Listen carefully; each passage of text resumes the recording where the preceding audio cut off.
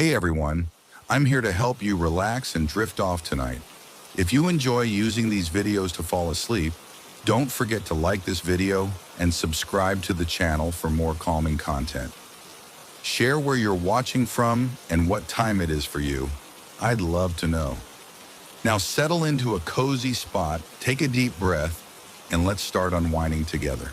In a remote valley surrounded by jagged mountains and dense forests, there lay the town of Somnolence. It was a place that didn't appear on most maps, a curious oddity for those who stumbled upon it. From the outside, it seemed idyllic, charming cobblestone streets, warm wooden cottages, and a bustling marketplace filled with people going about their daily lives. But Somnolence was far from ordinary. Every single one of its inhabitants lived in a perpetual state of dreaming. Their eyes were open, their movements deliberate, their voices articulate, but their minds were locked in an endless dream. The story begins when Elias, a weary traveler searching for a place to rest, stumbled upon Somnolence. He had been hiking through the mountains for days, hoping to escape the noise and chaos of his life in the city. The sight of the picturesque town nestled in the valley was like an answered prayer. As he walked into the town square, Elias immediately noticed something strange. The people were friendly, smiling and greeting him as he passed, but their eyes seemed distant. A man tending a fruit stand waved at him, his hand trembling slightly. A child sat on a bench, staring intently at the sky, mumbling words that didn't seem to make sense. Elias brushed it off as small-town eccentricity until he sat down at a cafe. The waitress who served him seemed distracted, her movements sluggish as though she were half asleep. "Long journey?" she asked, her voice soft and far away. "Yes," Elias replied. "I've been hiking for days. This place is beautiful, though." The waitress tilted her head, her eyes focusing on something just past his shoulder. "Beautiful? Yes, it's always beautiful here. In dreams." Elias frowned. "Dreams?" But the waitress didn't elaborate. Instead, she set down his coffee and drifted back inside the cafe, humming a tune that seemed hauntingly familiar. That night, Elias stayed at the local inn. The innkeeper, a frail old woman named Maris, welcomed him with a strange, wistful expression. "It's been years since we've had a visitor," she murmured as she handed him the key to his room. Elias thanked her and climbed the creaky staircase to his room. It was cozy, with a quilt-covered bed and a small window overlooking the town square. Exhausted, he fell asleep almost immediately. He dreamed of the cafe waitress. In his dream, she wasn't serving coffee but standing in a field of tall grass, her face turned toward the sun. She seemed at peace, her lips moving as though she were speaking to someone Elias couldn't see. When he woke the next morning, he found her standing outside the inn, staring at the horizon with the same expression she'd worn in his dream. "Strange coincidence," Elias muttered to himself, shaking off the unease creeping into his thoughts. Over the next few days, Elias explored Somnolence, growing more intrigued and unsettled with each passing hour.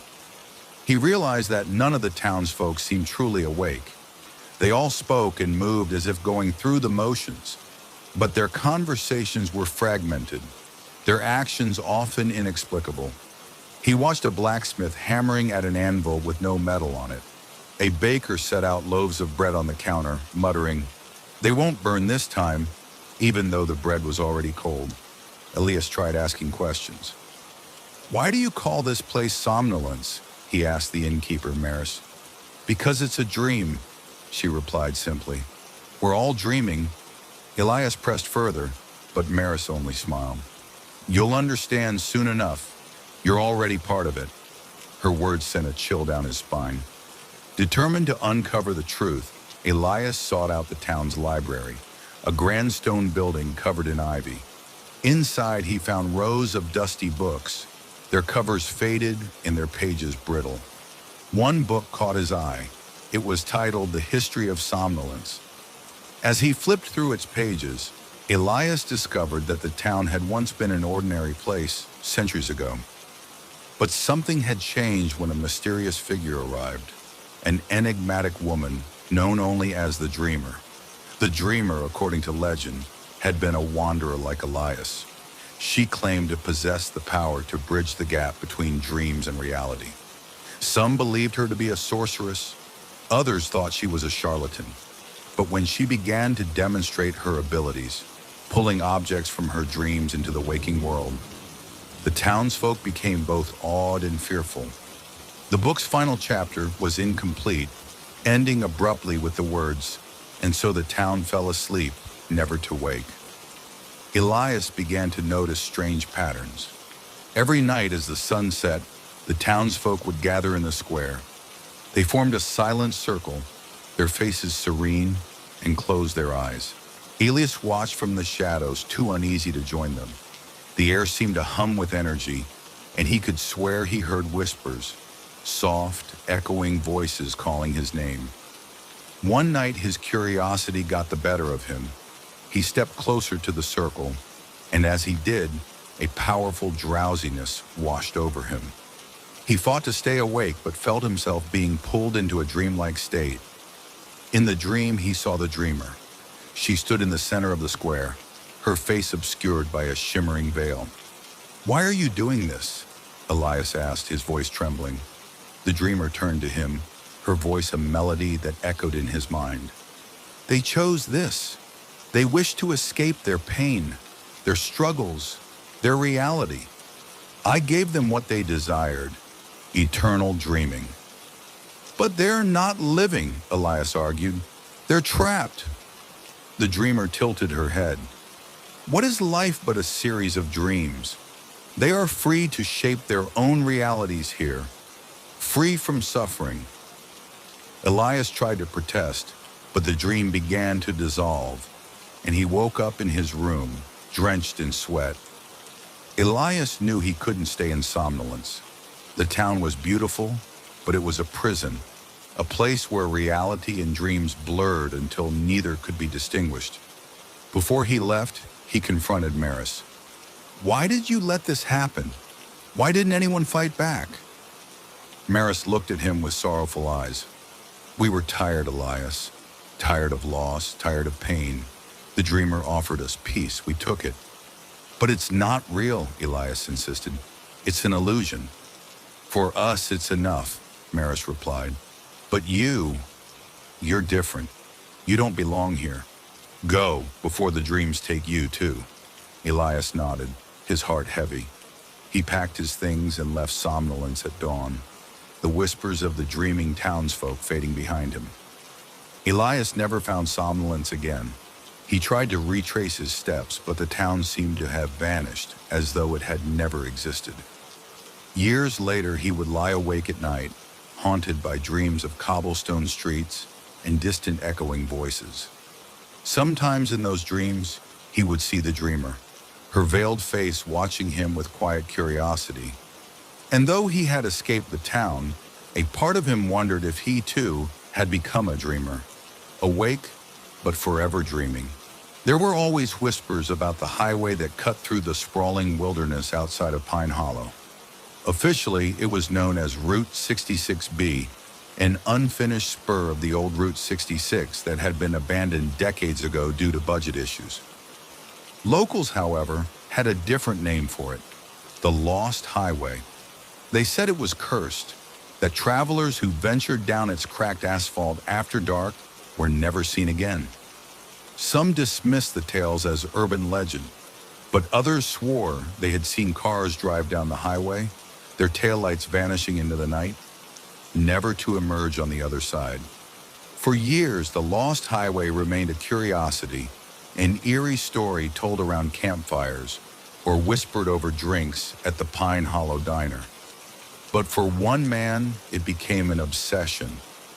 Elliot Grayson was a freelance journalist known for his work on unsolved mysteries and strange phenomena. When he first heard about the Lost Highway, he was intrigued. Stories about cursed roads and vanishing travelers weren't new, but something about this particular legend felt different. The details were too consistent. The specific mile marker where people disappeared, The reports of strange lights hovering over the road, and the inexplicable static that plagued radios and phones near the highway. Elliot decided to investigate. He arrived in Pine Hollow on a crisp autumn morning, armed with his camera, audio recorder, and a notebook already filled with accounts he'd gathered from locals over the phone. The town itself was small and unassuming, a cluster of weathered buildings surrounded by miles of dense forest. His first stop was the diner, where he met an elderly man named Joe Carter. Joe claimed to have seen the highway take a car when he was a teenager. "It was late," Joe said, his hands trembling slightly as he sipped his coffee. "I was out with some friends and we parked near the old mile marker just for kicks. This car drove past us, an old Chevy, I think, and we watched it go. But then it just disappeared. Like one moment it was there, and the next it wasn't. We didn't stick around after that." When Elliot pressed for more details, Joe shook his head. "You don't mess with that road. If you're smart, you'll stay far away from it." Elliot wasn't deterred. That evening, he drove out to the lost highway, following the directions Joe had given him. The road was easy to miss, hidden behind a crumbling signpost covered in vines. As he turned onto the highway, his headlights illuminated the faded asphalt, cracked and overgrown with weeds. The air seemed to change as he drove, growing heavier, almost oppressive. The surrounding forest closed in, the trees casting long, skeletal shadows across the road. Elliot checked his phone. The signal had vanished. He pulled over at the infamous mile marker, an old wooden sign leaning at an angle. The number 13 was barely visible beneath years of grime and graffiti. Elliot set up his camera, pointing it down the road. He left his car running, its headlights cutting through the darkness. For hours he waited, but nothing happened. Frustrated, he packed up his equipment and drove back to town. But as he reviewed his footage later that night, he noticed something chilling. At one point, while the camera was recording the empty highway, a faint glow appeared in the distance. It moved closer, growing brighter, before suddenly vanishing. The next morning, Elliot visited the Pine Hollow Library to dig deeper into the highway's history. It didn't take long for him to find a pattern. There had been dozens of disappearances linked to Route 66B over the decades. Most were travelers passing through, but one name stood out: Sarah Klein, a local school teacher who had vanished in 1985. Elliot managed to track down Sarah's younger sister, Emily, who still lived in Pine Hollow. She was reluctant to speak with him at first, but eventually her curiosity got the better of her. "Sarah was different after she started driving that road," Emily said, her voice barely above a whisper. "She used to take it as a shortcut to work, even though people warned her not to.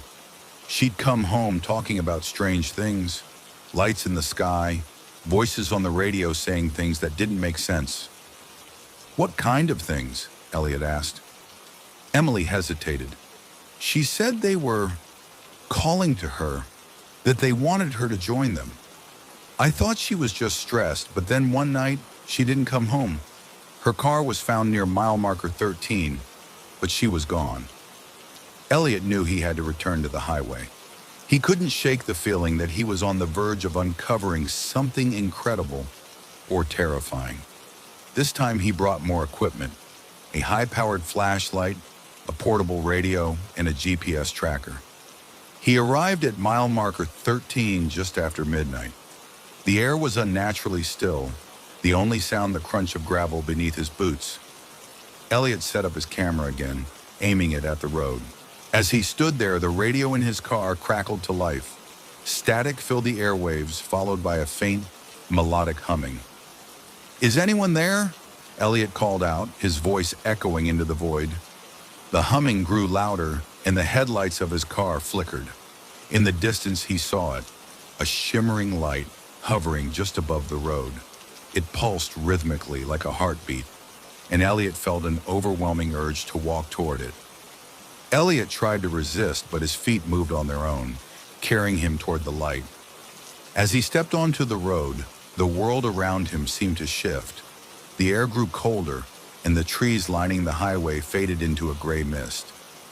The light engulfed him, and suddenly he was no longer on the highway. He stood in a vast, otherworldly landscape bathed in an eerie, bluish glow. The ground beneath him was smooth and reflective, like glass, and strange shapes floated in the distance. Twisted towers and bridges that seemed to defy logic. He wasn't alone. Figures moved in the mist, their forms blurry and indistinct. Elliot called out to them, but they didn't respond. Instead, they moved in slow, deliberate patterns, as though caught in some eternal loop. Elliot realized these were the lost travelers, those who had disappeared over the years.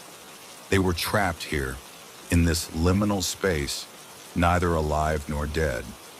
A voice echoed in his mind, deep and resonant. You sought the truth, and now you are part of it. The highway is a bridge, a threshold.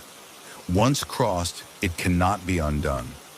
Panic set in as Elliot tried to retrace his steps, but the shimmering light that had brought him here was gone. Elliot Grayson never returned to Pine Hollow. His car was found parked near mile marker 13, the headlights still on and his equipment scattered across the roadside. His disappearance made headlines, sparking renewed interest in the lost highway. Some called him reckless, while others believed he had uncovered a truth too dangerous to share. Years later, hikers near the highway reported hearing faint voices in the night, calling for help. And occasionally, on a clear evening, drivers claimed to see a figure standing near mile marker 13, a man holding a camera, his face frozen in a mixture of awe and terror, before fading into the mist. The lost highway remained a mystery, its secrets buried in the fog of time. But those who knew of it understood one thing. Once you set foot on that road, there was no turning back.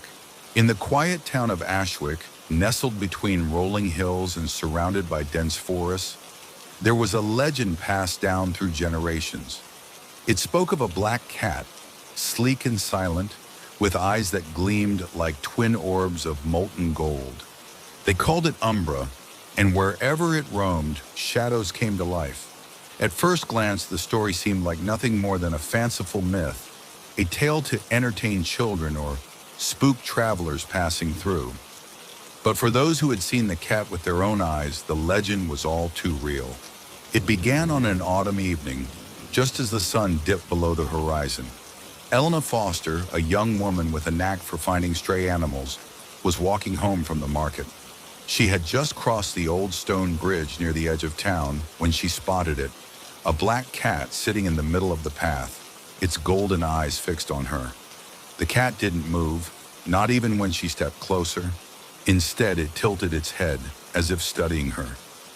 Shadows from the surrounding trees seemed to stretch unnaturally toward the cat, writhing like living things. "Hello there," Elena said softly, kneeling to get a better look. "Are you lost?" The cat didn't respond, of course, but its presence felt oddly heavy.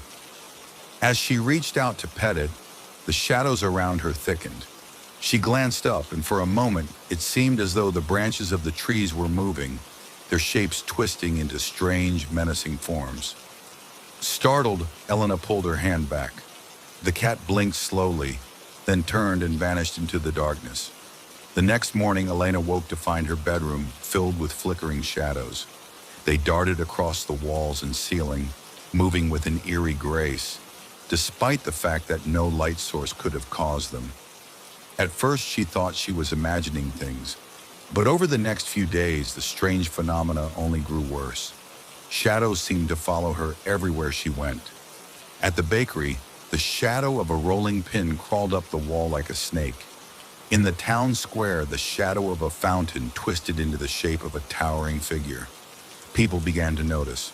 "Elena," said Mrs. Harper, the elderly florist, one afternoon, "there's something odd about you these days. Have you been cursed?" Elena laughed nervously, but deep down she was terrified. She couldn't escape the feeling that something was watching her, something tied to that black cat. Determined to find answers, Elena visited the town historian, Mr. Whitlock. His home was cluttered with ancient books and dusty scrolls, and the air smelled faintly of ink and candle wax. When Elena described her encounter with the black cat, Mr. Whitlock's expression darkened. "You've seen Umbra," he said gravely. "Umbra? The cat of shadows," he explained. "It's an old legend, older than this town itself.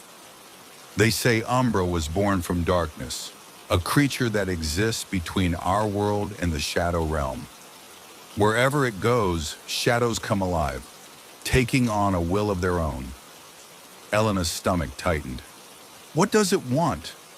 "No one knows for sure," Mr. Whitlock admitted, "but those who cross its path often find themselves drawn into its world.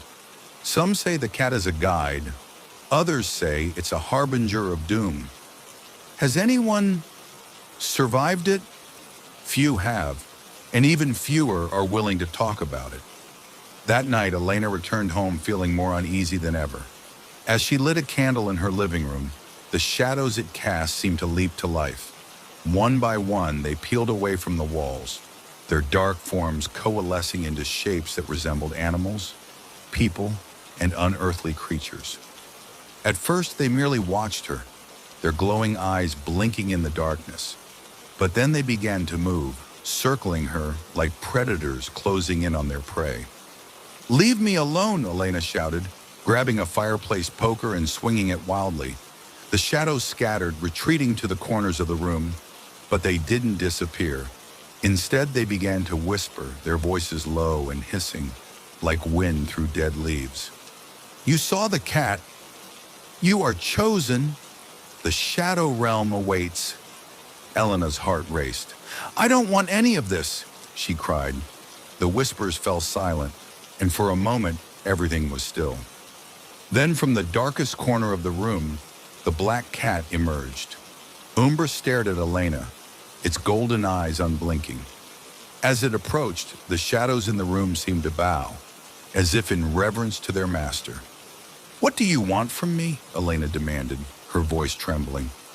The cat tilted its head, and in that moment, Elena heard a voice, not in her ears, but in her mind. It was soft and melodic, yet laced with an edge of danger. "You have been marked by the shadows. They seek to claim you, to bring you into their realm. But I can protect you for a price." "What kind of price?" "Your light," the cat replied. "A piece of your soul to balance the darkness." Elena hesitated. She didn't fully understand what the cat meant, but she knew she couldn't continue living like this. The shadows were relentless, and she feared they would eventually consume her. "I accept," she whispered. The cat's eyes glowed brighter, and it stepped forward, brushing against her leg. A wave of cold washed over her, and for a moment she felt as though she were falling into an endless void. When the sensation passed, the room was still. The shadows had vanished, and the cat was gone. In the days that followed, Elena discovered that her connection to the shadows hadn't been severed. It had been transformed. The shadows no longer threatened her. Instead, they obeyed her. She could command them to move, to take shape, even to protect her from harm. But there was a cost. The warmth she had always felt in her heart, her inner light, was dimmed. She felt colder, more detached, as if part of her humanity had been stripped away. The townsfolk noticed the change. They began to avoid her, whispering that she had become a witch. But Elena didn't mind. She had made her choice, and she would live with it. Late at night, when the world was quiet, the black cat would sometimes return, sitting silently at her window.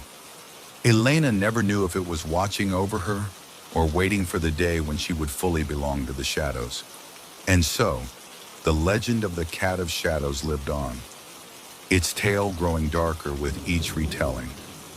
For those who encountered Umbra, one truth became clear.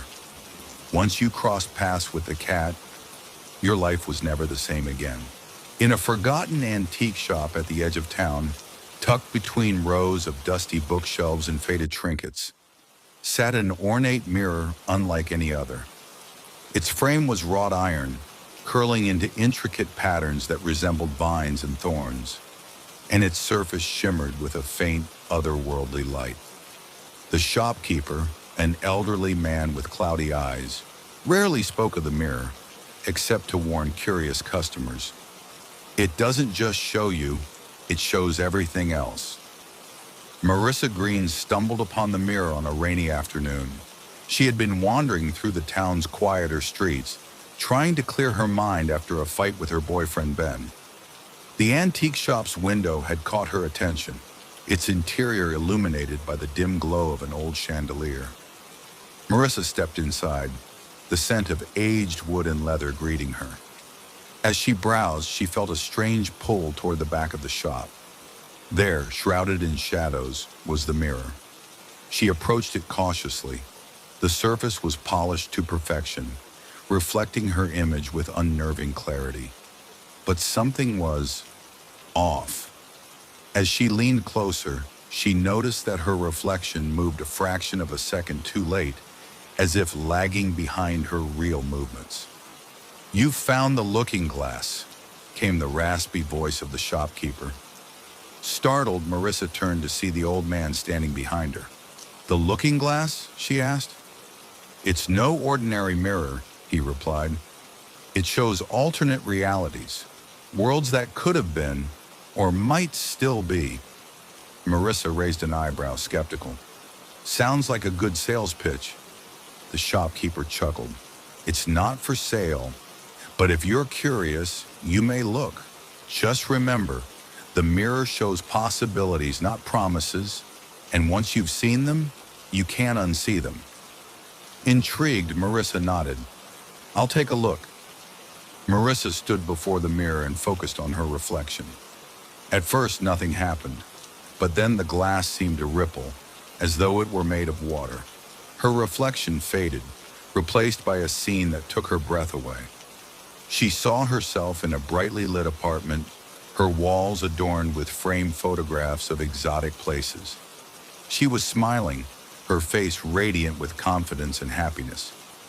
On the couch sat a dog, a golden retriever she had always wanted but never had. "That's me," she whispered. The shopkeeper nodded. "That's you in a world where you pursued photography full-time, like you once dreamed." Marissa's heart ached. She had given up on photography years ago, choosing a more practical career in marketing.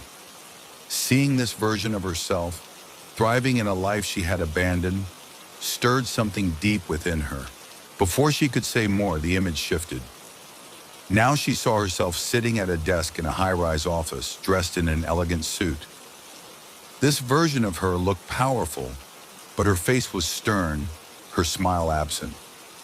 A ring glinted on her finger, a diamond engagement ring, but Ben wasn't the one placing a hand on her shoulder. "Is that?" Marissa began, but the image faded before she could finish. Marissa left the shop feeling unsettled. She couldn't stop thinking about the lives she had seen, lives she could have lived if she had made different choices. The next day, she returned to the antique shop. The shopkeeper didn't seem surprised to see her. "Once you look into the mirror, it's hard to resist coming back," he said. Marissa didn't care. She needed to see more. Each time Marissa gazed into the mirror, it showed her something new. One day she saw herself as a celebrated author, signing copies of her best-selling novel. In this world, she had pursued her passion for writing, a hobby she had abandoned after college. Another time, she saw a version of herself living in Paris, painting in a sunlit studio. She was surrounded by canvases, her hands stained with vibrant colors. But not every vision was pleasant.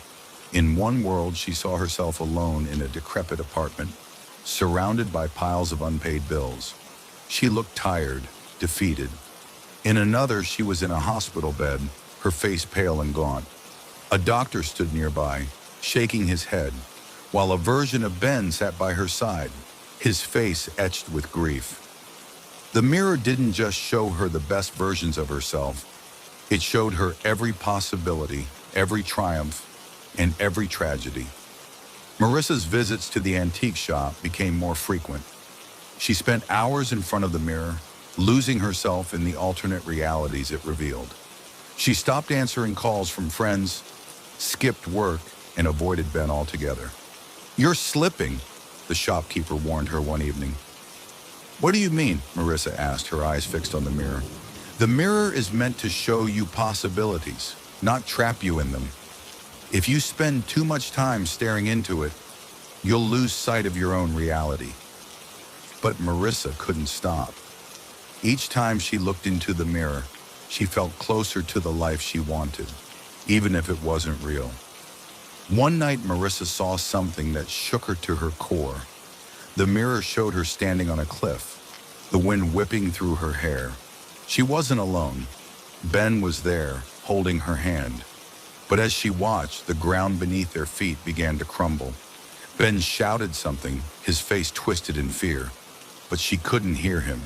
She watched herself let go of his hand and step back, retreating into the shadows. "No!" Marissa cried, reaching out to the mirror. But the image dissolved, leaving her staring at her own pale reflection. She realized in that moment that she was losing herself. The mirror had consumed her, and she had pushed away the people who mattered most. The next morning, Marissa returned to the antique shop, determined to confront the mirror one last time. "I need to stop," she told the shopkeeper, "but I don't know how." The old man nodded. "The mirror is a tool, not a trap. The power it has over you is the power you give it." Marissa took a deep breath and approached the mirror. This time, she didn't look for alternate versions of herself. Instead, she looked into her own eyes, searching for the person she had become. The glass rippled, and for a moment, she thought she saw herself standing on the other side, reaching out to her. Then the mirror went dark. Marissa left the shop for the final time, the weight of the mirror's influence lifting from her shoulders.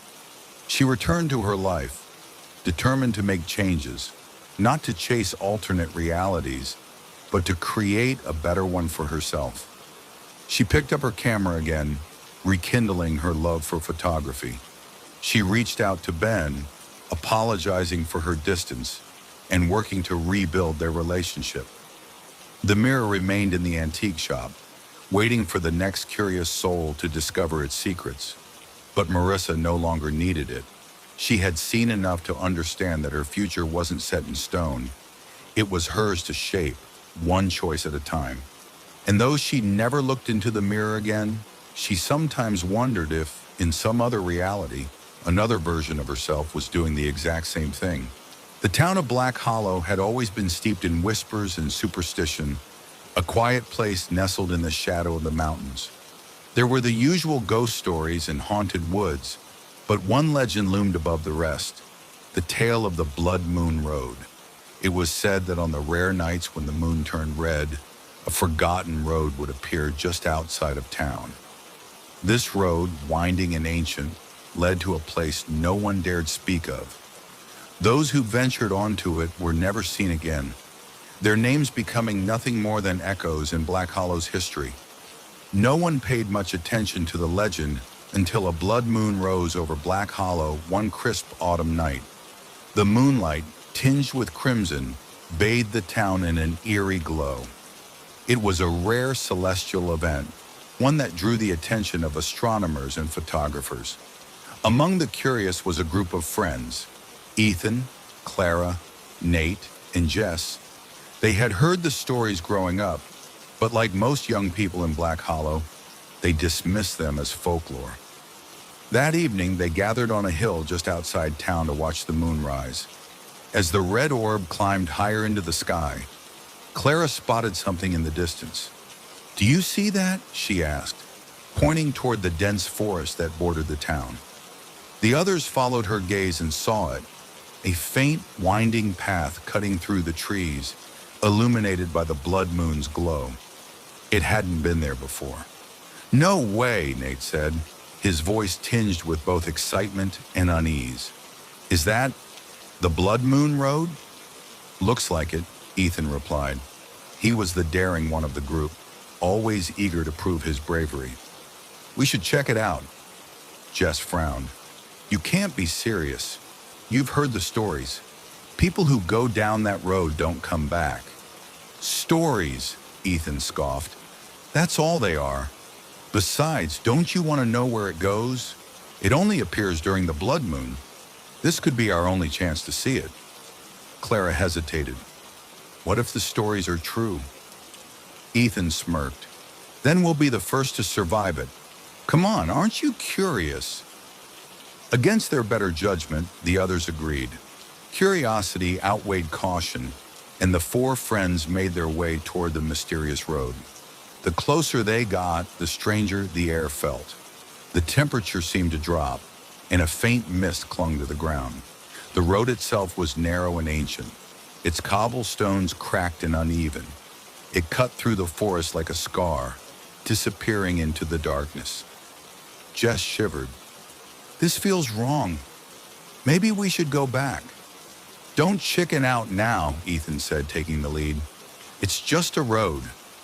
They stepped onto the cobblestones, and immediately the world around them seemed to shift. The air grew heavier, the forest eerily silent. Even the sound of their footsteps seemed muffled, swallowed by the oppressive stillness. Do you feel that? Clara whispered. Nate nodded. It's like we're not supposed to be here. The road stretched endlessly ahead, its destination obscured by the mist. But as they walked, they noticed strange things. The trees lining the road were twisted and gnarled, their branches reaching out like skeletal fingers. Shadows danced in the corners of their vision, though when they turned to look, nothing was there. And then there were the whispers. At first they were faint, barely audible. But as the group ventured deeper, the whispers grew louder, their words incomprehensible, yet filled with a sense of urgency. After what felt like hours of walking, they came upon an old signpost. The wood was splintered and rotting, but a single word was carved into it. Turn back. That's not ominous at all, Jess muttered. Ethan rolled his eyes. It's just someone trying to scare people. Probably put it there as a joke. But Clara wasn't convinced. Ethan, what if it's not a joke? We don't even know where this road goes. Ethan shrugged. Only one way to find out. He pressed on, and reluctantly the others followed. Eventually the road led them to a clearing, and in the center of the clearing stood a village, or what was left of one. The buildings were ancient, their wooden frames sagging and covered in moss. Windows were shattered, and doors hung loosely on their hinges. The place had been abandoned for centuries, yet it felt alive. This is incredible, Ethan said, taking out his phone to snap pictures. But as he raised his camera, the screen glitched, static filling the display. Strange, he muttered, lowering it. The others were less interested in taking pictures. Clara felt a growing sense of dread, and Jess clutched Nate's arm tightly. This place feels wrong, Nate said, like it's watching us. Clara nodded. We shouldn't be here. Before they could leave, a low, rumbling sound filled the air. It was faint at first, but it grew louder, echoing through the empty village. What the hell is that? Jess whispered. The sound was coming from the road behind them. Turning, they saw the mist thickening, swirling like a living thing. From within it emerged figures, shadowy, indistinct, yet undeniably human. The figures moved slowly at first, their forms flickering like candlelight. But as they drew closer, their shapes became more defined. They were people, men, women, children, all pale and hollow-eyed, their faces etched with sorrow. Clara gasped. They're the ones who disappeared. Ethan froze, the color draining from his face. That's not possible. The whispers returned, louder and clearer now. The shadowy figures began to speak, their voices overlapping in a haunting chorus. Turn back. Leave this place. The road is not for the living. Panic set in. We need to go, Jess said, her voice trembling. but the road behind them was gone, swallowed by the mist. As the shadows closed in, one stepped forward, its hollow eyes fixed on the group. "Why have you come?" it asked, its voice like dry leaves rustling in the wind. "We didn't mean to disturb anything," Clara stammered. "We were just curious." The shadow tilted its head. "Curiosity is dangerous on this road. It leads only to one place." "Where?" Ethan demanded.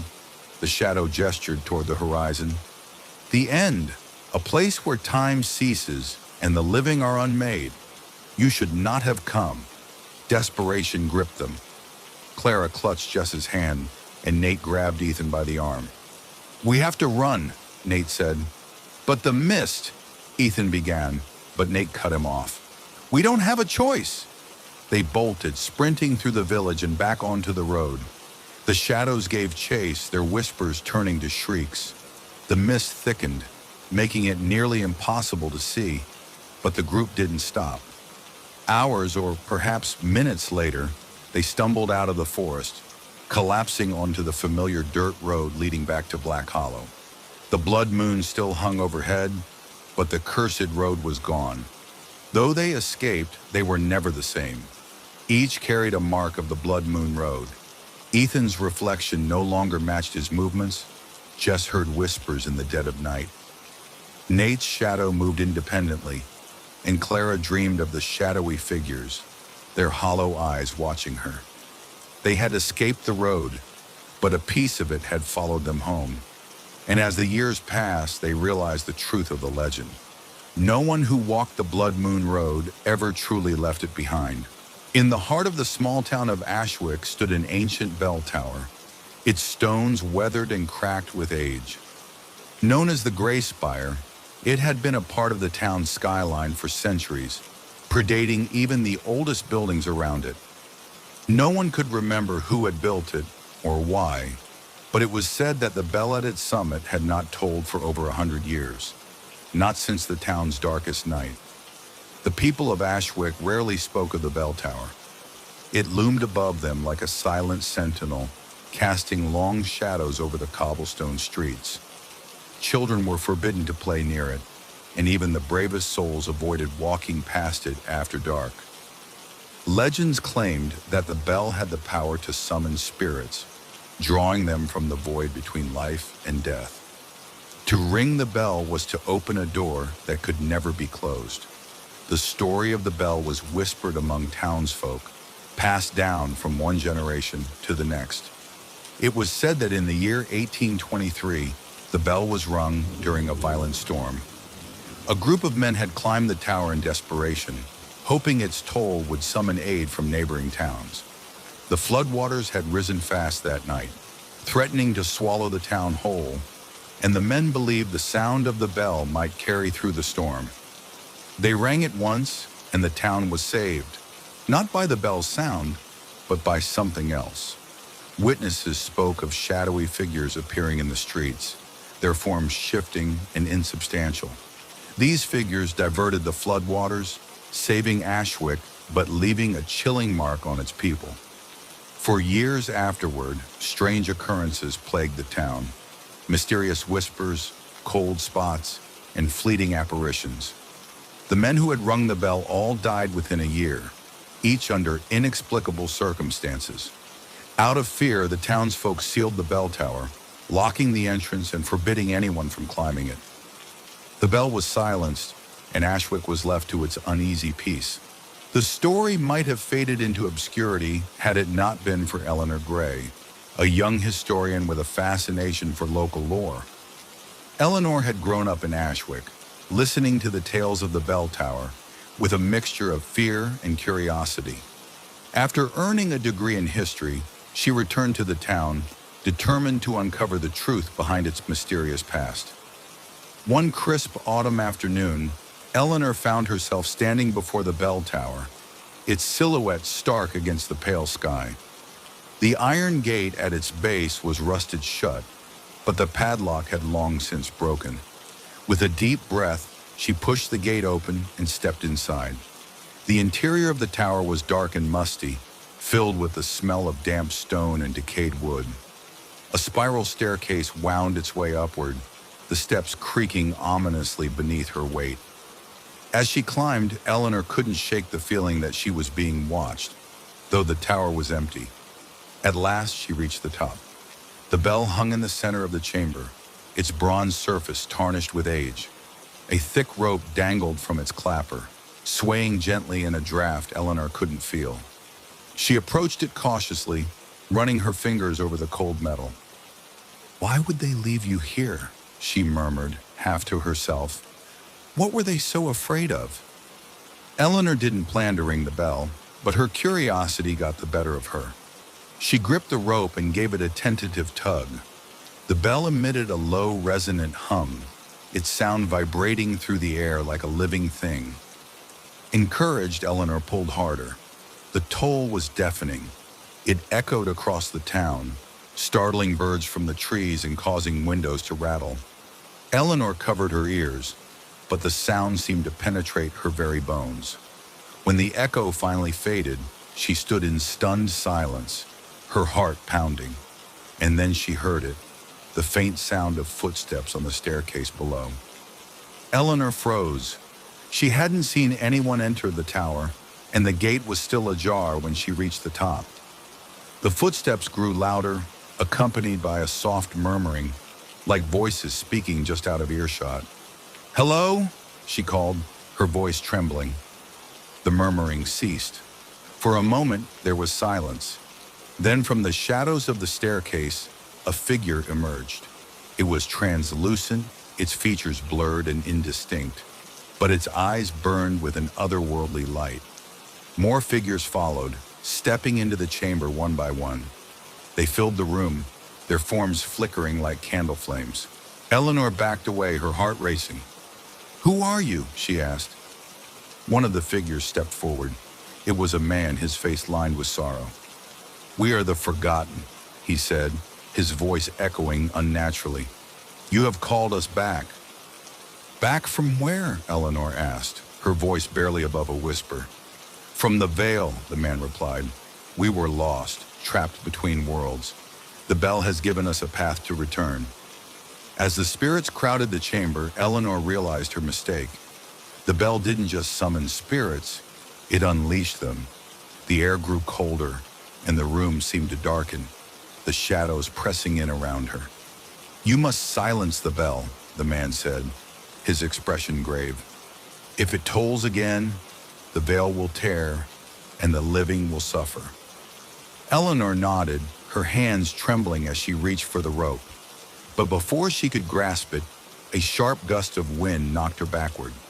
The spirits surged forward, their forms twisting and writhing, their whispers growing louder. "You must leave this place," the man warned. "The tower is cursed. It hungers for life." Eleanor didn't need to be told twice. She fled down the staircase, her footsteps echoing in the silence. As she reached the ground floor, she heard the bell toll once more, its sound reverberating through the tower. She didn't look back. The townsfolk of Ashwick awoke that night to find their streets shrouded in mist. Strange lights flickered in the windows of empty houses, and whispers filled the air. For weeks, the town was plagued by unexplained phenomena, doors opening and closing on their own, objects moving without cause, and sightings of shadowy figures. Eleanor tried to warn them, but no one believed her. The bell tower was sealed again, but its influence lingered. Those who ventured too close to it reported hearing faint tolling, even when the bell was silent. Eleanor left Ashwick soon after, unable to bear the weight of what she had unleashed. But she carried the memory of the spirits with her, their sorrowful eyes haunting her dreams. She knew the bell tower's curse could never be undone, and that one day someone else's curiosity would awaken it again. And when the bell tolled a third time, there would be no saving Ashwick. In a secluded village at the edge of an ancient forest, there lived a violinist named Elias. Known for his hauntingly beautiful music, Elias was both revered and whispered about. He performed at weddings, festivals, and town gatherings, yet he lived alone in an old stone cottage far from the village square. People said there was something otherworldly about his music, how it could stir emotions so deeply that even the most stoic listener would find tears streaming down their cheeks. What the villagers didn't know, however, was that Elias played for an audience far beyond the living. The forest near Elias's cottage had always been a place of superstition. The villagers called it the Forest of Shadows and avoided it at all costs, especially after sunset. They believed it was cursed, a place where the souls of the dead lingered. Stories told of strange lights flickering among the trees, voices whispering from nowhere, and icy winds that seemed to carry sorrowful wails. Elias, however, was unafraid of the forest. Every night, just as the moon rose, he would take his violin and walk the narrow path into its depths. There, in a small clearing surrounded by towering oaks, he would play his music. He wasn't sure when it had begun, perhaps after his parents had died, or perhaps it had always been his fate. But Elias had discovered that his violin could reach the ears of those no longer living. The first time Elias realized his music had power beyond the mortal world was on a cold autumn night. He had been practicing in the clearing, the notes of his violin weaving through the stillness.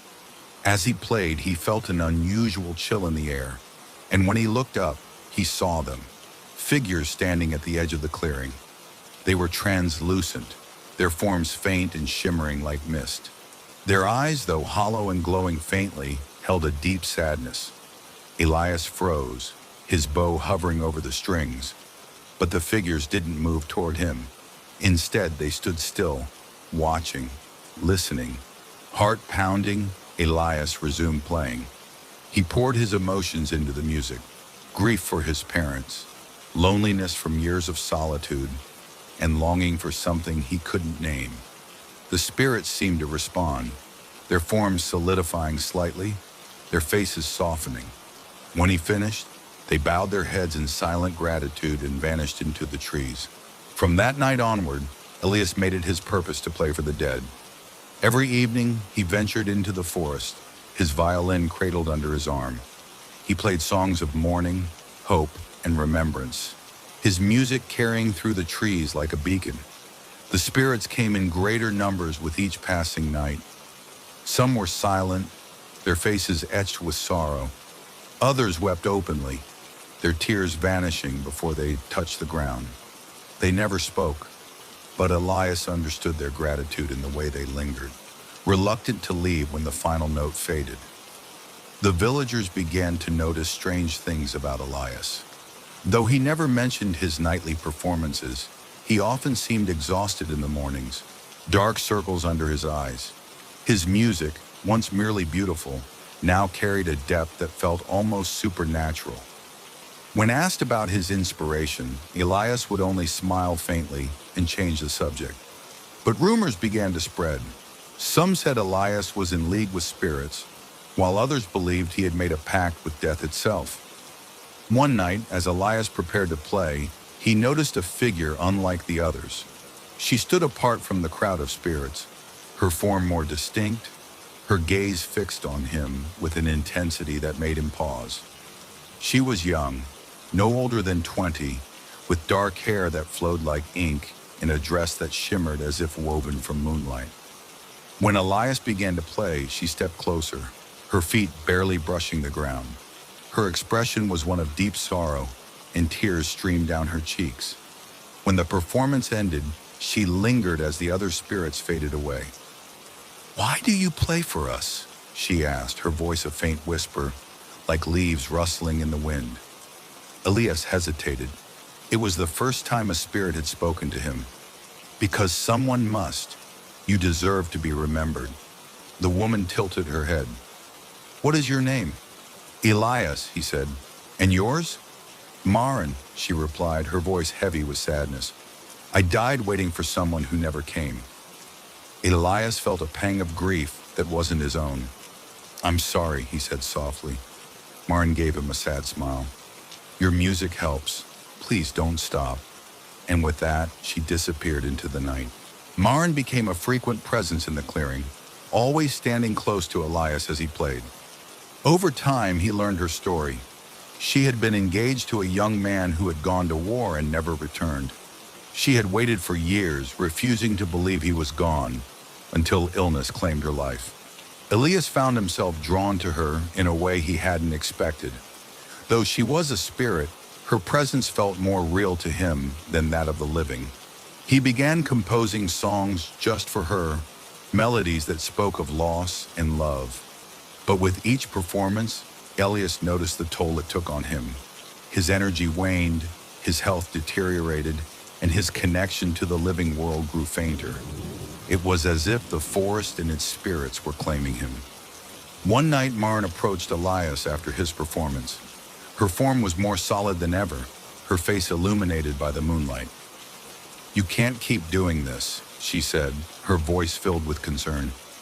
"The dead take a part of you every time you play. Soon there will be nothing left."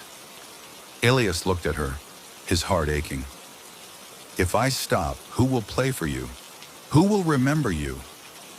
"You've already given us more than we could have hoped for," Maren said. "But the forest doesn't let go so easily. If you continue, you'll become one of us." Elias hesitated. The thought of leaving the living world didn't scare him as much as it should have. He had no family, no friends beyond the spirits who gathered to hear his music. And yet, something in Maren's eyes made him pause. On the night of the winter solstice, Elias made his decision. He walked to the clearing, his violin in hand, and found the largest gathering of spirits he had ever seen. Maren stood at the forefront, her expression a mixture of sorrow and gratitude. "This will be my last performance," Elias announced, his voice steady. "But I will play with everything I have." The spirits bowed their heads in silent understanding. Elias lifted his violin and began to play. The music was unlike anything he had ever created, a symphony of love, loss, hope, and farewell. The forest seemed to come alive, the trees swaying as if in rhythm, the air shimmering with an ethereal glow. When the final note faded, Elias collapsed to his knees, his strength utterly spent. The spirits began to vanish, their forms dissolving into the night, but not before offering him one last look of gratitude. Maren knelt beside him, her hand ghosting over his cheek. "Thank you, Elias. You've given us peace." As her form began to fade, Elias smiled. "I'll remember you, Maren, always." And then she was gone. The next morning, the villagers found Elias in the clearing, his violin resting in his hands. He was pale and still, but there was a serene smile on his face. They buried him in the forest, at the heart of the clearing where he had played for the dead. Though Elias was gone, his music lingered. On quiet nights, villagers claimed to hear the faint sound of a violin drifting from the forest, its melody both sorrowful and beautiful. Some believed it was Elias's spirit, still playing for the dead, but others said it was the dead themselves, honoring the man who had given them a voice. The House of Whispering Walls. At the edge of a sprawling countryside in a small forgotten town called Fairhaven, stood an old crumbling mansion that locals simply referred to as the Whispering House. It was a place cloaked in mystery, its windows dark and its gardens overtaken by vines and weeds. Generations of Fairhaven's residents shared eerie tales of the mansion, swearing that if you stepped inside, the walls would whisper to you secrets you were not meant to know. No one knew who built the house, nor why it seemed to repel all attempts at restoration. Most of the town avoided it entirely, save for the occasional daredevil teenager who would spend a night inside only to emerge pale, shaken, and forever unwilling to speak of what they heard. The mystery of the house lingered until one summer when a young woman named Eleanor arrived in Fairhaven. Eleanor was a historian by trade, traveling from town to town, documenting local legends and uncovering forgotten truths. She'd heard of the house in a passing conversation at a nearby inn and knew she couldn't resist its allure. Eleanor made her way to the house on a cloudless afternoon, the sun casting long shadows across the cracked cobblestone path leading to the mansion's grand wooden doors. The house seemed to loom over her as she approached, its sagging roof and shattered windows giving it an air of resignation, as though it had been waiting for someone like her to come along. She pushed open the heavy door, which creaked loudly, echoing through the empty halls. Dust motes danced in the golden light streaming through gaps in the boarded-up windows. Inside, the house was a strange mix of decay and preservation. The furniture, though covered in thick layers of dust, was intact. Paintings hung crookedly on the walls, their subjects' faces obscured by years of grime. Eleanor pulled out her notebook and began to jot down observations. She had barely written a sentence when she heard it, a faint whisper, so quiet it could have been mistaken for the wind. She froze, her pen hovering above the page. The whisper came again, this time clearer, as though it were coming from just behind her. "Stay. Listen." Eleanor spun around, but no one was there. Her heart raced, but her curiosity burned brighter than her fear. She decided to stay, setting up her recording equipment in the main hall. As night fell, the whispers grew louder. They seemed to come from the walls themselves, their voices overlapping in a chaotic symphony. At first, Eleanor couldn't make out the words, but as she listened closely, she began to discern individual phrases. She lied about the child. He buried the money beneath the tree. The fire wasn't an accident. The whispers weren't just random sounds. They were secrets, intimate and scandalous. Some seemed mundane. A wife hiding an affair, a man stealing from his neighbor. Others were darker, betrayals, crimes, even confessions of murder. Eleanor couldn't believe what she was hearing. It was as though the house held the memories of everyone who had ever lived there, and it was desperate to share them. She stayed up late into the night, transcribing every word she heard. The whispers grew more intense, filling the room until it felt as though the walls were alive, pulsing with energy. But then one whisper caught her attention, a voice that seemed to speak directly to her. "You're not safe here." The warning sent a chill down Eleanor's spine, but she refused to leave. She was determined to uncover the truth behind the house. Over the next few days, she scoured the mansion, uncovering old journals, photographs, and letters. The fragments of history painted a picture of a once prosperous family, the Harringtons, who had lived in the house more than a century ago. The patriarch, Arthur Harrington, had been a wealthy industrialist with a reputation for ruthlessness. Rumors of blackmail, fraud, and even murder surrounded him, though nothing was ever proven. His wife, Margaret, was said to be a recluse, rarely seen outside the house.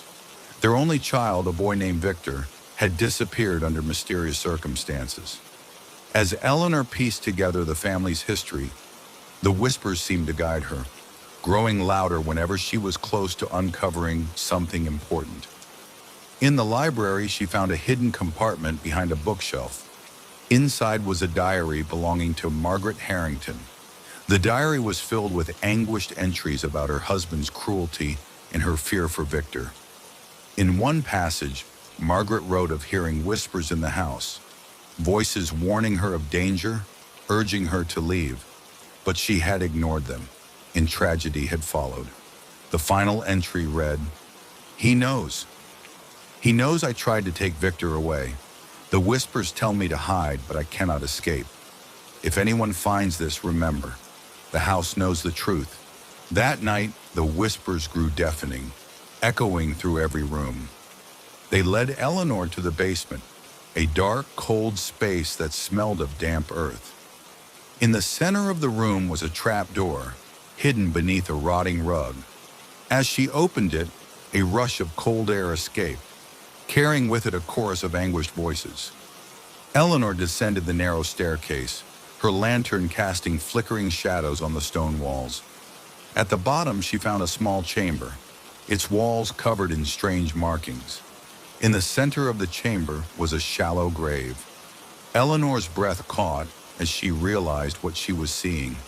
The whispers surrounded her, louder than ever, and she could finally make out their words. "He killed us.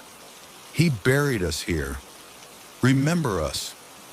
Eleanor dug into the earth with trembling hands, uncovering bones. First one skeleton, then another. There were at least 3 bodies buried there, their remains twisted and broken. One set of bones was smaller than the others, and Eleanor felt a wave of sorrow as she realized it must have been Victor. The whispers softened, as though they were relieved to have been heard. Eleanor contacted the authorities, and the bodies were exhumed. Forensic experts confirmed that the remains dated back to the time of the Harringtons. The discovery made headlines, and the story of Arthur Harrington's cruelty finally came to light. As the truth was revealed, the whispers in the house began to fade. Eleanor stayed one last night, and for the first time the mansion was silent. But before she left, she heard one final whisper, soft and filled with gratitude. "Thank you." Eleanor left Fairhaven with her recordings, her notes, and a renewed sense of purpose. The story of the Whispering House became the centerpiece of her first book, which brought her acclaim as a historian and storyteller. The mansion was eventually restored and turned into a museum dedicated to its dark past. Visitors claimed to hear faint whispers in the halls, but none were as clear or as insistent as the ones Eleanor had heard. The house, it seemed, was finally at peace, but Eleanor knew she would never forget the voices of the walls or the secrets they had shared, and she wondered if, somewhere in the world, another house might be waiting, its walls heavy with untold stories, whispering for someone brave enough to listen. The Lantern of Lost Paths. On the outskirts of the bustling city of Greyhaven, there stood a forgotten shop at the end of a crooked alley. The shop was small and unassuming, its wooden sign creaking in the wind. The faded words read, "Wayfinder's Curios." Few people ventured there, but those who did always left with something strange and extraordinary. For years, the shopkeeper, an enigmatic figure named Elias, quietly tended to his wares. He was a man of indeterminate age, with silver-streaked hair and piercing green eyes that seemed to know more than they should. He claimed to sell objects that helped people find what they truly sought, though his customers often left with more questions than answers. One rainy evening, a young woman named Alina stumbled into the shop. She was a traveler, her boots caked with mud and her cloak damp from the relentless downpour. Her face bore the weariness of someone who had been wandering for too long without a destination. "Looking for something?" Elias asked, his voice soft but resonant. Alina hesitated. She didn't know why she had come in. The truth was, she had been wandering for months, ever since she had lost her parents and her home to a fire that had consumed everything. She had no family left, no direction, and no purpose. I don't know where to go," she admitted. "I feel lost." Elias studied her for a long moment before disappearing into the back of the shop. When he returned, he carried an object wrapped in cloth. He placed it on the counter and slowly unwrapped it, revealing an old lantern. The lantern was unlike any Alina had ever seen. Its metal frame was intricate, carved with swirling patterns that seemed to shift when the light caught them. The glass panels glowed faintly, though no flame burned inside. "This is the Lantern of Lost Paths," Elias said. "It lights the way to what you need most, even if you don't yet know what that is." Alina frowned. "What does that mean?" Elias smiled, enigmatic as ever. "The paths it reveals are invisible to the ordinary eye. It will show you roads and trails that others cannot see, paths that lead to answers, to truths, and sometimes to dangers." She reached out to touch the lantern, and the faint glow grew brighter under her fingertips. "How does it work?" "You'll know when you light it," Elias said. "But be warned, the paths it shows are not always easy to walk. They may take you through darkness before leading you to the light." Alina felt a strange pull toward the lantern, as though it was calling to her. "How much?" Elias waved a hand. "Payment is not required now. One day, when the time is right, you'll repay me in your own way." She hesitated, but eventually nodded. She took the lantern and left the shop, the rain easing as she stepped back into the alley. That night, as she set up camp in the woods outside the city, Alina couldn't resist the urge to light the lantern. She struck a match and touched it to the empty space where a wick should have been. To her surprise, the lantern flared to life, its glow warm and golden. As the light spread, something incredible happened. A path appeared before her, winding through the trees. It wasn't the dirt road she had been following, but something entirely new. A trail of soft, shimmering light that seemed to pulse with life. Alina's heart raced. She knew the lantern was showing her the way, but to what? Taking a deep breath, she shouldered her pack and began to follow the glowing path. The trail led her through forests she didn't recognize, past ancient ruins covered in moss and ivy. Along the way, she began to notice strange things. She heard whispers in the wind, fragments of voices she couldn't quite understand. She saw shadows flickering at the edges of her vision, as though someone or something was watching her.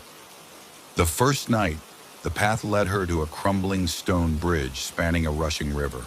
She hesitated, unsure if it was safe to cross. But as she held up the lantern, its light grew brighter, illuminating the way. She took a step onto the bridge, and then another until she had safely crossed. Each night, the lantern guided her to a place to rest, a sheltered cave, a cluster of trees that shielded her from the elements, a hollow in the earth where a spring bubbled with fresh water. It seemed to know what she needed, even when she didn't. As the days turned into weeks, Alina began to change. She grew stronger, more confident. The lantern's light revealed not only hidden paths, but also parts of herself she had forgotten. Her resilience, her courage, her ability to adapt. But not all the paths were easy.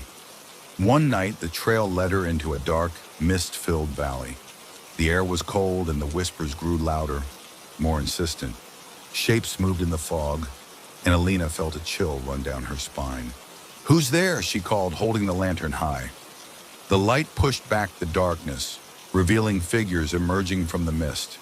They were people, ghostly, translucent, their faces filled with sorrow. Alina realized they were the spirits of those who had been lost, just like her. One of them stepped forward, a woman with kind eyes and a gentle smile. "You carry the lantern," she said, her voice echoing softly. "You can guide us." "Guide you where?" Alina asked, her voice trembling. "To peace," the woman replied. Alina hesitated, then nodded. She didn't fully understand, but she knew she couldn't turn away. Holding the lantern steady, she led the spirits through the valley. The path was long and treacherous, but the lantern's light never faltered. When they reached the end, the spirits began to fade, their forms dissolving into the light of the lantern. The woman turned to Alina one last time. "Thank you," she said. "You are not as lost as you think." When the final spirit vanished, the lantern's light dimmed. Exhausted but filled with a strange sense of purpose, Alina continued her journey. The paths the lantern showed her grew brighter, more defined. They led her to new towns, to people who needed help, to places where she could make a difference. She became a guide, a wayfinder for those who had lost their way, just as she once had. One day she returned to the shop where it had all begun. Elias was there, as though he had been waiting for her. "You've done well," he said, his green eyes twinkling. "I think I've found my path," Alina replied, placing the lantern on the counter. Elias smiled. "The lantern doesn't belong to any one person for long. It finds those who need it most. And now it will wait for the next lost soul." Alina left the shop, the weight of the lantern replaced by a newfound sense of purpose. She no longer needed the light to guide her. She had become her own beacon, and in the quiet corner of Wayfinder's Curios, the lantern of lost paths sat once more, waiting for the next traveler to find their way. On the surface, the Crosswinds Hotel looked like any other mid-tier establishment catering to weary travelers. Nestled off a quiet stretch of highway, it offered the basics: clean rooms, free breakfast, and polite but unremarkable staff. However, tucked away on the sixth floor was room 609, a room most employees knew better than to discuss, and most guests stumbled upon purely by chance. It wasn't that room 609 had a reputation for being haunted or cursed. It was stranger than that. Guests who stayed there would always report the same phenomenon: vivid, surreal dreams that felt more real than reality. The hotel management ignored the rumors, chalking it up to overactive imaginations or overly tired guests. But for those who spent a night in room 609, their dreams would leave marks, both on their minds and sometimes their lives. The night Jackson Cole checked into the Crosswinds Hotel, he was just looking for a place to sleep. A traveling salesman with a long stretch of road behind him, Jackson wasn't picky. "Any room available?" he asked the front desk clerk, a middle-aged woman with tired eyes. She hesitated, glancing at the computer screen. "We're pretty full tonight." Her voice trailed off as she scrolled through the available rooms. Then with a faint grimace, she said, "Looks like I've got room 609 open. Will that be okay?" "Sure," Jackson said, sliding his credit card across the counter. As he walked away, the clerk whispered to herself, "Good luck." Jackson dropped his suitcase by the door of room 609 and collapsed onto the bed. The room was ordinary: tan walls, beige carpet, a desk with a lamp that flickered slightly. He was asleep within minutes. That night he dreamed of a garden bathed in moonlight, every leaf glistening as if coated in silver. A voice, soft, almost melodic, whispered his name from somewhere in the shadows. "Jackson." He turned, trying to find the source of the voice. As he walked deeper into the garden, the moonlight dimmed and the air grew cold. "Who's there?" he called out, his voice echoing unnaturally. The voice didn't answer, but a figure appeared. A woman in a flowing white dress, her face obscured. She reached out to him, her fingers brushing his hand. He woke up with a jolt, his heart pounding. His hand tingled where she had touched him. "Just a dream," he muttered, shaking his head. But the image of the woman lingered. Jackson planned to leave the next morning, but a storm had rolled in overnight, making the roads dangerous. He decided to stay another night. That evening, as he passed the front desk, he asked the clerk, "Ever have weird dreams staying here?" The clerk froze, her fingers hovering over her keyboard. "What do you mean?" "Last night, I dreamed of a garden. It was intense." She glanced around nervously, then leaned closer. "You're in 609, aren't you?" "Yeah, why?" She hesitated, as if deciding whether to tell him the truth. "People who stay in that room, they all have strange dreams. Some say the room shows you things you're meant to see." "What kind of things?" She shrugged. "Depends on the person." That night, Jackson dreamed again. This time, he was in a city, a sprawling metropolis that pulsed with unnatural energy. The streets were filled with people wearing masks, their expressions hidden. He wandered through the crowd, feeling out of place. A man in a dark coat approached him, holding a silver key. "The answers you seek lie behind the door," the man said, handing him the key. "What door?" Jackson asked. But the man disappeared. The dream shifted. Jackson was back in the moonlit garden, and the woman in white was waiting for him. This time, her face was partially visible, sharp cheekbones, piercing eyes. She reached for him again, but he hesitated. "Who are you?" he asked. "I'm someone who knows you better than you know yourself," she said cryptically. "Don't ignore the key." He woke up clutching something cold in his hand. He opened his palm, and there it was, the silver key from his dream. The discovery of the key sent Jackson spiraling. He spent hours searching the room, convinced it hid some secret door or compartment, but there was nothing. Frustrated, he went to the front desk. The clerk's face turned pale when he showed her the key. "That's impossible," she said. "Why? What does it mean?" She bit her lip. "I've only heard rumors, but some say room 609 is..." alive in a way. It shows people things they need to confront, memories, regrets, fears. Sometimes it helps them, sometimes it doesn't. That doesn't make any sense, Jackson said, but deep down he felt the truth in her words. On his third night in room 609, Jackson prepared himself for whatever the room had in store. He fell asleep clutching the key, his mind racing. This time the dream began in a familiar place, his childhood home. He walked through the empty rooms, hearing faint echoes of laughter and voices from the past. In the living room, he saw his younger self sitting on the floor, building a house of cards. "Do you remember why you stopped dreaming?" the woman's voice asked. Jackson turned to see her standing behind him, fully visible now. Her face was striking but strange, as if it didn't belong to this world.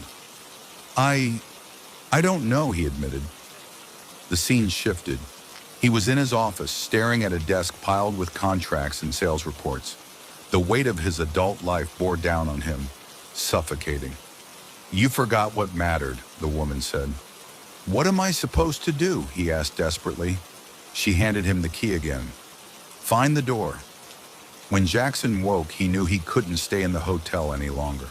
The dreams had shaken something loose inside him, a realization that his life had become empty and routine. He packed his bags and checked out, determined to leave room 609 behind. But as he walked out to his car, he noticed something strange. The silver key was still in his pocket.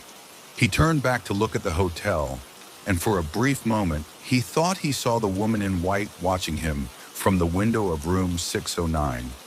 He never returned to the Crosswinds Hotel, but the dreams didn't stop. Night after night, he found himself wandering the moonlit garden, the masked city, the hallways of his past, and always the silver key remained in his possession, waiting for him to find the door it opened. The first time it happened, Ethan Daniels thought it was a coincidence. A sudden downpour had drenched him on an otherwise clear afternoon. No clouds had been in sight when he left his apartment, but within moments the skies had darkened, thunder rolled, and rain hammered down. Oddly, no one else around him got wet. People walked past with amused smiles or concerned glances while he stood soaked to the bone. Ethan laughed it off as bad luck, but it wasn't the last time. Soon the storms followed him everywhere. By the third storm, Ethan knew something was wrong. He had gone to visit his sister Claire in the suburbs, hoping to escape the unpredictable weather that seemed to plague him. But as soon as he arrived, the skies darkened. A sharp wind howled through the trees and rain lashed against the windows of her house. Claire looked outside, frowning. "I thought they said it was going to be sunny all week." Ethan tried to laugh it off. "Guess I brought it with me." Her dog, Max, growled low in his throat, staring at Ethan. He hadn't stopped since Ethan entered the house. When Ethan left later that night, the storm followed him back to the city. It wasn't until a week later that Ethan finally heard the truth. He was walking through the park, thunder rumbling overhead, when an old woman approached him. She wore a tattered raincoat, her face lined with age and worry. "You can feel it, can't you?" she asked. Ethan stopped, startled. "Feel what?" "The storm. It's not natural." He stared at her, unsure if she was a wandering eccentric or someone who knew more than she let on. "What do you mean?" She leaned closer, her voice dropping to a whisper. "You've been marked. The storm isn't just a storm, it's a hunter. It's coming for you." Ethan laughed nervously. "Okay, sure. Thanks for the heads up." But as he turned to leave, the woman grabbed his arm with surprising strength. "You can't outrun it. The storm won't stop until it has what it wants." "What does it want?" he demanded, fear creeping into his voice. She shook her head. "You'll have to figure that out yourself. But be warned, the longer you resist, the stronger it gets." The next storm was worse than any Ethan had experienced. Lightning struck dangerously close, illuminating his apartment in blinding flashes. The wind howled like a living thing, rattling the windows and doors. Desperate for answers, Ethan began to dig into his past. He scoured old photos, journals, and keepsakes, searching for anything that might explain why he was being targeted. That's when he found it. A letter from his late grandfather, buried in the bottom of a dusty box. The letter spoke of a family curse, passed down through generations. Ethan's great-grandfather, a farmer, had wronged someone, an old hermit who lived on the edge of town. The hermit had cursed their bloodline, vowing that a storm would one day claim them. Ethan had dismissed the story as a family myth when he first read it years ago. But now, with the storm outside raging, the words felt chillingly real. Ethan knew he couldn't face the storm alone. He reached out to Claire, explaining everything as best he could. "I know it sounds insane," he said, pacing her living room, "but I think this storm is part of a curse. It's hunting me." Claire frowned but didn't laugh. She had seen the storms that followed Ethan, the way they seemed to center around him. "Okay," she said slowly. "Let's say you're right. How do we stop it?" "I don't know," Ethan admitted, "but there has to be a way. Maybe someone in town knows more about the curse." Together, they began to research the hermit mentioned in the letter. They found old records and newspaper clippings about a man named Elias Greaves, who had lived in isolation for most of his life. Elias had been accused of witchcraft and blamed for several misfortunes in the community before disappearing under mysterious circumstances. Guided by the old records, Ethan and Claire tracked down the location of Elias's former cabin, deep in the woods outside town. The storm intensified as they approached, the wind whipping through the trees and rain slashing against their faces. The cabin was little more than a ruin, overgrown with moss and ivy. Inside, they found symbols carved into the walls, spirals, eyes, and jagged lines that seemed to pulse with an otherworldly energy. "This is it," Ethan said, his voice barely audible over the storm. Suddenly, the air grew icy. The rain stopped, replaced by an eerie silence. Then a voice echoed through the cabin. "You've come," it said, low and resonant. Ethan turned to see a shadowy figure standing in the doorway, its form shifting like smoke. "Why are you doing this?" Ethan demanded. "What do you want from me?" The figure's eyes glowed faintly. "Your bloodline wronged me. Now I take what I am owed." Ethan took a deep breath, his mind racing. He couldn't fight the storm, but maybe he could reason with it. "What if I could make it right?" he said. "What if I could undo the harm my family caused?" The shadowy figure tilted its head, considering. "The harm cannot be undone, but perhaps a bargain can be made." "What kind of bargain?" Ethan asked warily. The figure extended a hand, its fingers wreathed in mist. "Your freedom in exchange for another." Ethan's stomach turned. "You want me to sacrifice someone else?" "Someone who carries no guilt," the figure said. "An innocent life, freely given. That is the price." Ethan stared at the figure, his mind racing. Could he live with himself if he condemned someone else to save his own life? Claire's voice broke through his thoughts. "Don't do it, Ethan. There has to be another way." But the storm was closing in, the air around them growing colder by the second.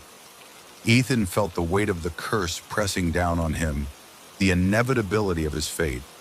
"I can't," he said finally, his voice trembling. "I won't trade someone else's life for mine." The figure's eyes narrowed. "Then you will face the storm." As the figure vanished, the storm surged, a maelstrom of wind and ice.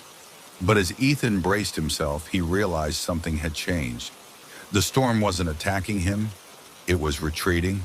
The whispers faded, replaced by an uneasy calm. Slowly the skies cleared, revealing a pale dawn. Ethan and Claire stood in silence, the weight of what had just happened sinking in. "It lets you go," Claire said finally. "Maybe refusing the bargain was the answer," Ethan replied. "Maybe the storm needed to see that I wouldn't pass the curse on to someone else." The storms never returned, but Ethan knew better than to believe he was entirely free. He spent the rest of his life trying to make amends, helping others in ways both big and small.